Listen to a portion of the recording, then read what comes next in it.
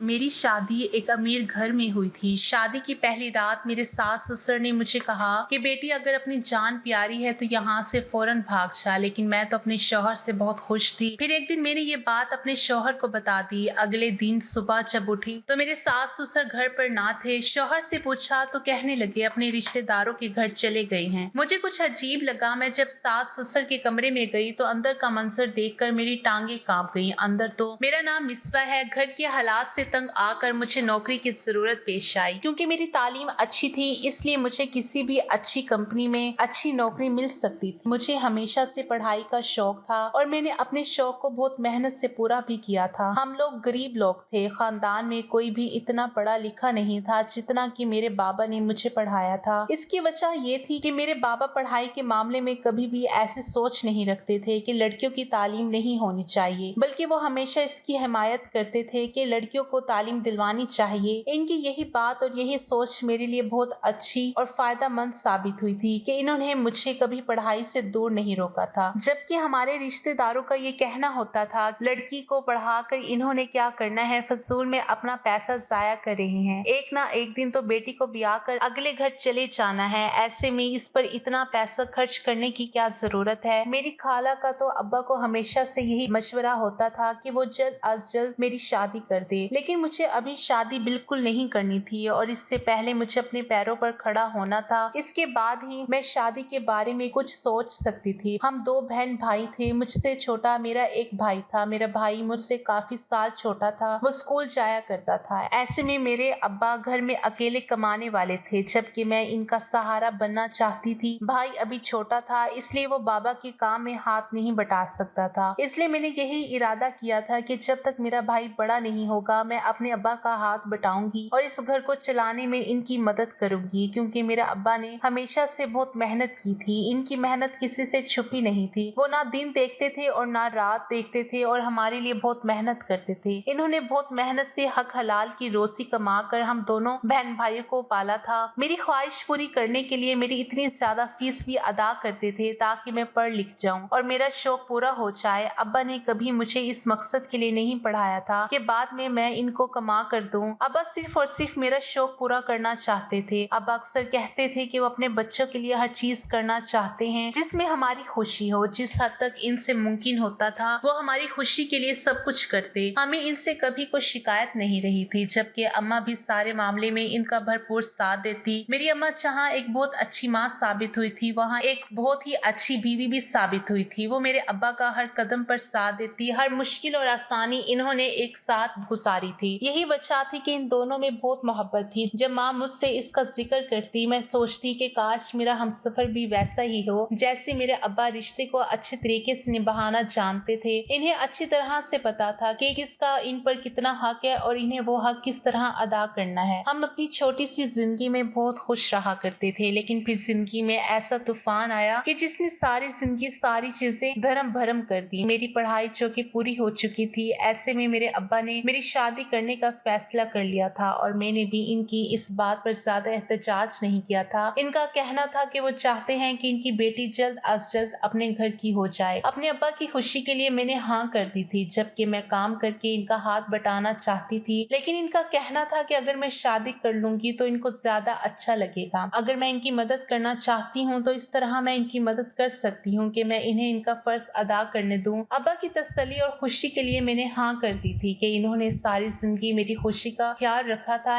ऐसे में ऐसा मुमकिन नहीं था कि मैं इनकार कर पाती। खाला ने मेरा रिश्ता मांगा था और अब्बा ने हाँ कर दी थी। मुझे खाला से कोई खास उम्मीद तो नहीं थी, लेकिन जबकि ये अब्बा का फैसला था तो मैं खामोश रही थी। शादी की सारी तैयारियां हो चुकी थी। मेरे अब्बा ने मेरे लिए हर वो चीज खरीदी कि कोई भी बाप अपनी बेटी को देने का सोचता है और पूरी कोशिश करता है। शादी की तारीख तय हो चुकी थी, मगर बदकिस्मती से शादी के एक हफ्ते पहले ही मेरे बाबा का एक्सीडेंट हो गया था, जिसमें वो काफी बुरी तरह से जख्मी हो गए थे। वो अस्पताल में थे, जिसकी वजह से शादी रोकना पड़ी थी। इनके इलाज के लिए अच्छी खासी रकम की जरूरत है। इनकी दोनों टांगे बुरी तरह मुतासिर हुई थी। इनके इलाज के लिए बहुत रकम चाहिए थी, जबकि हमारे पास इतनी रकम मौजूद नहीं थी। ऐसे में मैंने अपनी सारी कीमती चीजें बेच दी जो अब्बा ने बड़े प्यार और मोहब्बत से मेरे लिए खरीदी थी। मेरे लिए सबसे ज्यादा जरूरी मेरे बाबा की जिंदगी थी और इसके लिए मैं कोई भी कीमत अदा करने को तैयार थी। इसलिए सारी कीमत कीमत जो चीजें बेचकर इनका इलाज करवाना शुरू किया था। मेरे अब्बा बिस्तर पर मौजूद थे, जबकि इनका फिर भी यही कहना था कि वो अपनी जिंदगी में अपनी बेटी का फर्ज अदा करना चाहते हैं। इन्होंने मेरी खाला से यही कहा था कि वो अपने बेटे से निकाह पढ़वा कर मुझे अपने घर ले जाएं। खाला को जब इस बात का इल्म हुआ कि मैंने सारा कीमती सामान और जेवर बेच दिया है तो इन्होंने शादी से साफ इनकार कर दिया। इनका कहना था कि वो अपने बेटे की शादी अभी नहीं करना चाहती। मैं जानती थी कि क्या वजह थी, कि वो इनकार क्यों कर रही हैं। इनको मुझ में कोई खास दिलचस्पी नहीं थी, इन्हें बस पैसों और चीजों में दिलचस्पी थी जो अब्बा मुझे शादी के वक्त देने वाले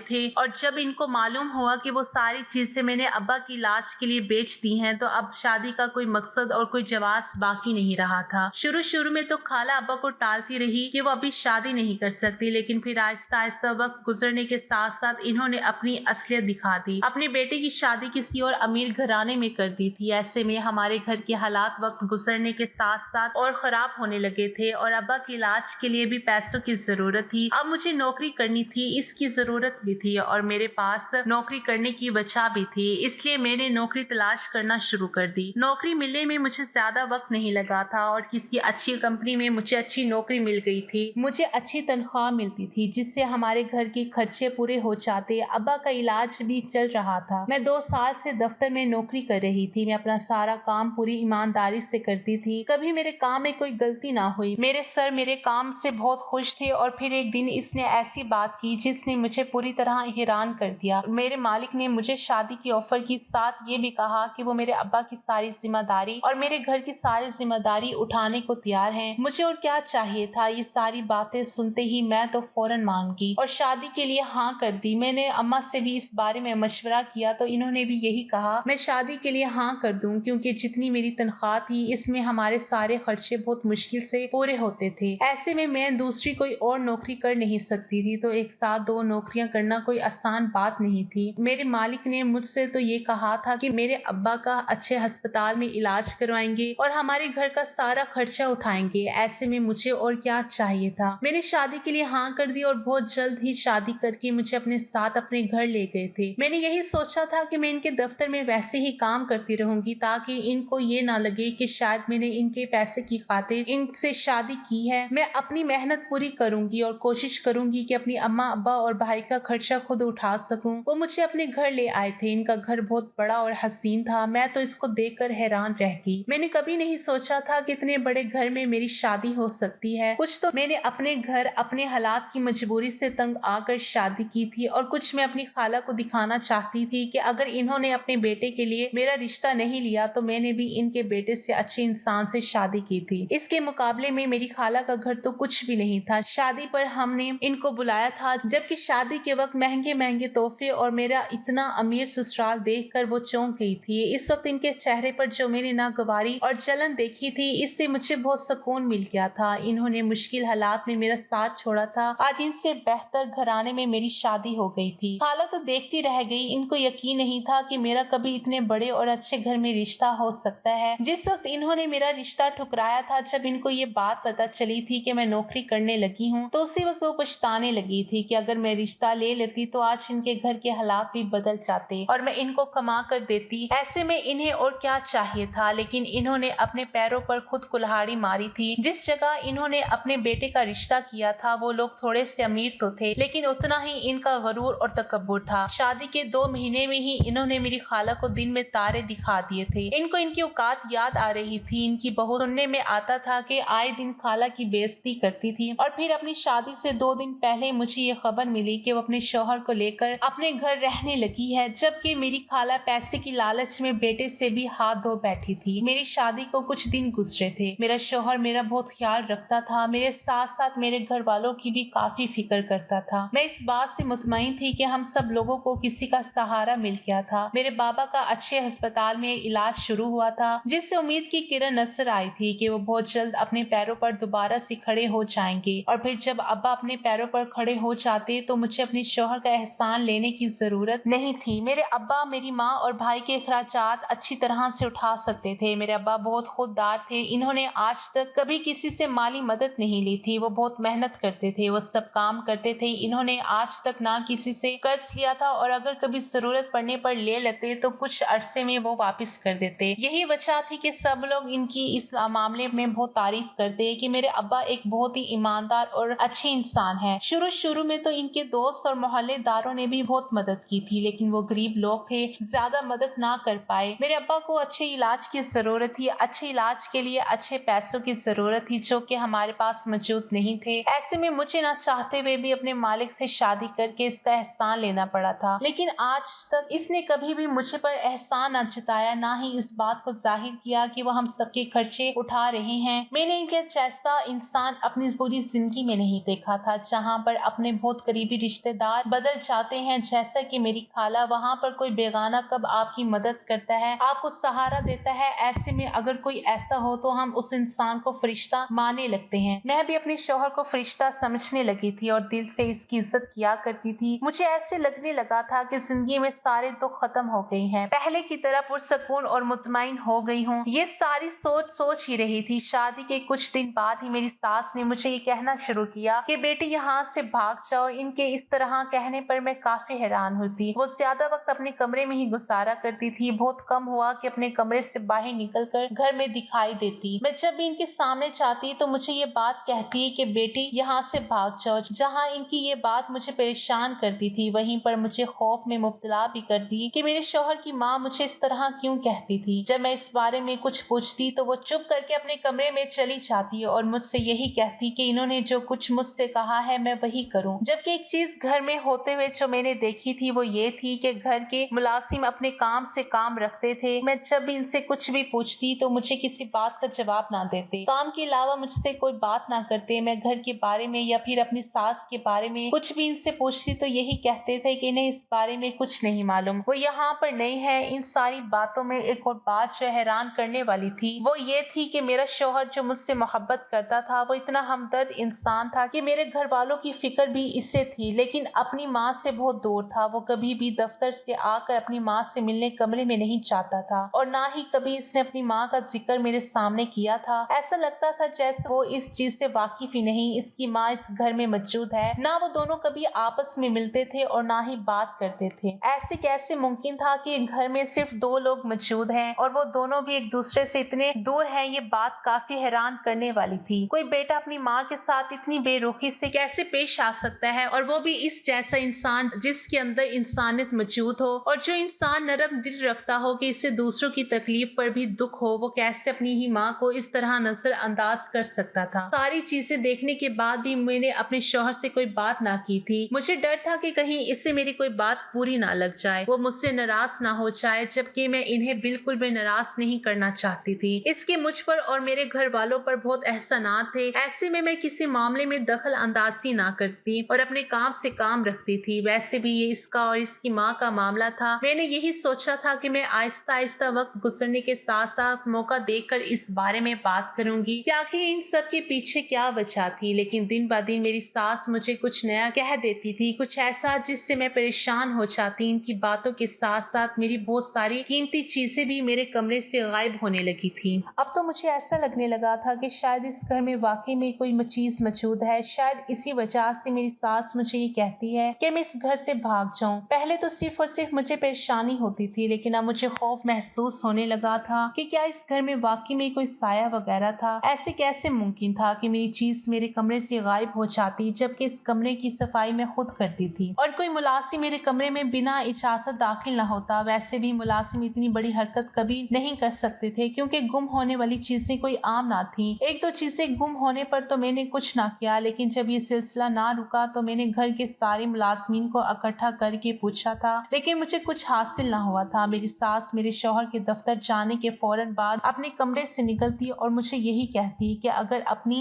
खैरियत चाहती हो तो इस घर से फौरन चली जाओ, वही तुम्हारे लिए बेहतर होगा। वो ये भी कहती कि यहाँ रहकर तुम अपने आप को बर्बाद कर लोगी। इस घर से जल्द जान छुड़ाकर भाग जाओ। कुछ दिनों से तो मैं ये सब कुछ बर्दाश्त कर रही थी, लेकिन जबकि ये सारी चीजें मुझे बहुत ज्यादा परेशान करने लगी हैं, ऐसे में इनका कोई ना कोई हल तलाश करना जरूरी हो गया था। मैं अपनी परेशानी खत्म करना चाहती थी और ये एक ही तरीके से हो सकती थी कि मैं अपने शौहर से बात करूं, इस बात की हकीकत को जान सकूं। जबकि मेरी सास से पूछने पर वो मुझे कुछ नहीं बताती थी। मैंने अपने शौहर से बात करने का फैसला किया था और इसके आने का इंतजार करने लगी। इनके आते ही मैंने मौका देखकर ये बात बात इनसे की थी, सारी बात इनको बता दी कि किस तरह कुछ दिनों से इनकी माँ की बातें मुझे परेशान कर रही थी। इसके पीछे क्या वजह थी मैं जानना चाहती थी कि अगर कोई वजह थी तो वो मुझे साफ साफ बता दे, जबकि इनका कहना होता कि ऐसा कुछ नहीं है और इस वक्त मैं थका हुआ हूँ, इसलिए मजीद इस बारे में मुझसे कोई बात ना की और सोने के लिए लेट गया। जब मैं उठी तो मेरी सास पूरे घर में कहीं मौजूद ना थी। जब मैंने अपने शौहर से इस बारे में पूछा तो इसका कहना था कि अपने रिश्तेदारों के घर चली गई हैं और कुछ दिन वहीं रहेंगी। मैं इस बात पर हैरान थी कि वो इस तरह अचानक कैसे अपने किसी रिश्तेदार के घर चली गई। आज से पहले तो वो कभी नहीं जाती थी। मुझे कुछ ठीक नहीं लग रहा था, कुछ था जो इस घर में ठीक नहीं था, जो मुझे नहीं मालूम था। मुझे दाल में कुछ काला लगा। मैं अपने शौहर के जाने का इंतजार करने लगी। इसके घर से जाते ही मैं अपनी सास के कमरे में गई और जाकर इसके कमरे की तलाशी ली, लेकिन जैसे ही बेड की चादर हटाई तो मेरी जान निकल गई कि नीचे से मेरा वही हीरो वाला सेट निकला था जो शादी के मौके पर मेरे शौहर ने मुझे दिया था और शादी के 2 दिन बाद ही मेरे कमरे से गायब हो गया था। मुझे मिला ना था। मैं इस बात पर हैरान थी कि ये मेरी सास के कमरे में कैसे आया और ये सेट इनके बेड के नीचे क्या कर रहा था। तो क्या ये इन्होंने चुराया था? लेकिन वो ऐसा क्यों करेंगी जबकि वो खुद इस घर की मालकिन है। मुझसे ज्यादा तो इनका इस घर पर हक था। वो तो इतने सालों से इस घर में रह रही थी। इनके पास इस तरह के बहुत सारे सेट मौजूद होंगे। इन्हें क्या जरूरत थी कि वो मेरा सेट चोरी करती? हो सकता था कि शायद किसी मुलाजिम ने यह हरकत की हो, लेकिन अगर किसी मुलाजिम ने हरकत की भी थी तो वो इससे चोरी करके अपने साथ ले जाता। इसने इस कमरे में क्यों रखा था? मैंने इस सेट को वहां से उठाया था और पूरे कमरे की तलाशी लेने लगी और बहुत सारी चीजें मिली। इनमें सारी मेरी ही चीजें थी जो शादी के बाद गुम हो गई थी। मैं तो ये समझ रही थी कि वो सारी चीजें शायद इस वजह से गुम हो रही हैं कि इस घर में कोई साया है, लेकिन हकीकत तो ये है कि ये सारी चीजें मेरी सास के कमरे में मौजूद थी। तो क्या चोर मेरी सास थी जो चोरी करके सारा सामान यहाँ रखती थी? लेकिन वो ऐसा क्यों करेंगी? ये बात मुझे बिल्कुल समझ नहीं आ रही थी। और अचानक सुबह सुबह कहाँ चली गई? ये 2 बातें मुझे मुसलसल परेशान किए जा रही थी। घर की मुलाजमा से पूछने पर मुझे ये मालूम हुआ कि बड़ी बेगम साहिबा सुबह ही सुबह घर से चली गई हैं। कहाँ गई हैं और क्यों गई ये किसी को मालूम नहीं था। कि मेरा शौहर का ये कहना था कि वो अपने रिश्तेदार के घर गई है, लेकिन मुझे आज भी वो दिन याद है जब मैं दफ्तर में काम करती थी। उस वक्त मेरी इनसे शादी नहीं हुई थी, ना ही ऐसा कोई इरादा था। उस वक्त इन्होंने मुझे बताया था कि इनकी कोई भी करीबी रिश्तेदार नहीं है। फिर अचानक से इनकी माँ की करीबी रिश्तेदार कहाँ से आ गई थी? क्या वो मुझसे झूठ बोल रहे थे या मेरी सास ठीक कह रही थी कि मैं इस घर से भाग जाऊं? क्या वाकई इस घर में कोई गड़बड़ थी और इसी वजह से मेरे शौहर ने मेरी सास को इस घर से भेज दिया था ताकि वो मुझे सब सच ना बता दे? वो सारी चीजें मैं अपने कमरे में ले आई थी। जो भी था मैं इस बारे में खुलकर अपने शौहर से बात करना चाहती थी। वो सारी हकीकत जानना चाहती थी कि आखिर इनकी माँ के बीच ऐसा क्या था जो मुझे पता नहीं था। इस घर में क्या हो रहा था? पहले मेरी जब भी कोई चीज गुम होती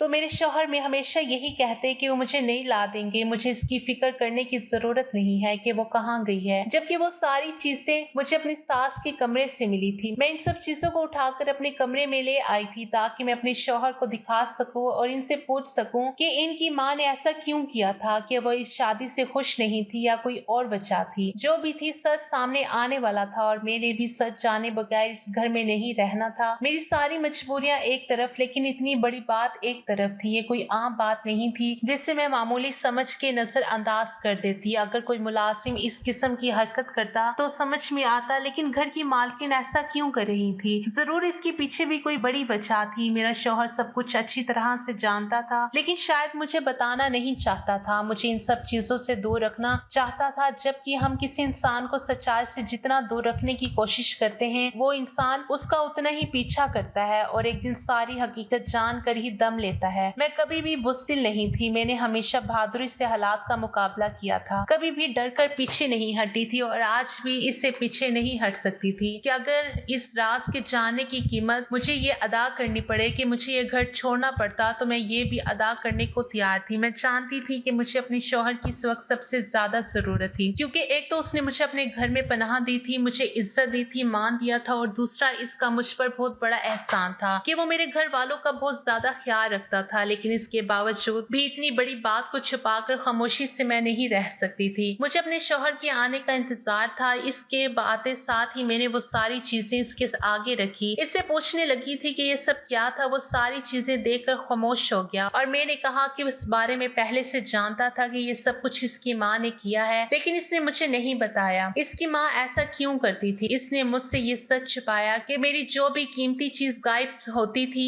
इन सब के पीछे इसकी अपनी माँ थी, जबकि इन्हें इस चीज की क्या जरूरत पेश आई थी। वो घर की मालकिन थी, इसके पास तो इससे ज्यादा महंगी चीजें मौजूद होंगी, तो फिर इन मामूली सी चीजों की क्या जरूरत थी? और वैसे भी मेरे शौहर ने मुझसे इतना बड़ा झूठ बोला था कि इसकी माँ अपनी रिश्तेदार के घर गई थी, जबकि इसका तो कोई करीबी रिश्तेदार था ही नहीं। मेरे शौहर का कहना था कि वो ये सब कुछ मुझे कभी नहीं बताना चाहता था, लेकिन अब ये सच्चाई बताना बहुत जरूरी हो गई है। अब इसने मुझे पूरा सच बताया था। वो औरत जो इस घर में मौजूद थी वो इसकी माँ नहीं थी, बल्कि वो इनके अब्बा की दूसरी बीवी थी। इनकी असली माँ तो बहुत पहले ही इंतकाल कर गई थी, जबकि वो औरत इनके अब्बा के दफ्तर में काम करती थी और इनकी एक मामूली सी सेक्रेटरी थी, जिसने दौलत की खातिर लालच में आकर इनके अब्बा से शादी की थी। इसके अब्बा के मुकाबले में वो उम्र में छोटी थी। इनके बाबा जो कि एक बेटे के बाप थे, ऐसे में वो औरत कम उम्र होने के साथ साथ खूबसूरत भी थी, और इसी वजह से इसने इनके अब्बा को यानी कि अपने मालिक को अपनी अदाओं के जाल में फंसा लिया और शादी पर रजामंद कर लिया। जबकि मेरे ससुर को भी लगता था कि इस घर को एक औरत की जरूरत है और इस 10 साल के बच्चे को एक माँ की जरूरत है। मेरा शौहर इस वक्त 10 साल का था जब इसके अब्बा ने दूसरी शादी कर ली थी और इस औरत को घर ले आए थे। इससे इस औरत से कोई जाती मसला हरगिज नहीं था, लेकिन जैसे जैसे वक्त गुजरता गया इसकी असलियत खुल गई थी और वो बहुत ही चालाक होने के साथ साथ धोखेबाज भी थी। इसने सिर्फ दौलत के लिए शादी की थी और इस घर में आने के लिए मेरे ससुर को तो वो किसी खाते में ना लाती थी। इनके सामने इनकी तारीफें करती और फिर बाद में अपनी दोस्तों में बैठकर इनकी बुराइयां करती, इनको बुरा कहती और साथ ही साथ ये भी कहती कि मैं कहाँ इस बूढ़े से शादी करके फंस गई हूँ। मेरा शौहर उस वक्त 10 साल का था और छोटा था, लेकिन सब समझता था। इसे वो औरत बुरी लगने लगी जो इसके बाप के बारे में ऐसा सोचती थी, इसी के पैसों से ऐश करती थी और इसी को बुरा कहती थी। मेरे शौहर अपने बाबा के सबसे करीब थे, ऐसे में दौलत हासिल करने की जरूरत थी कि पहले इनको इनके बाप से दूर किया जाता, और इस औरत ने ऐसा ही किया था।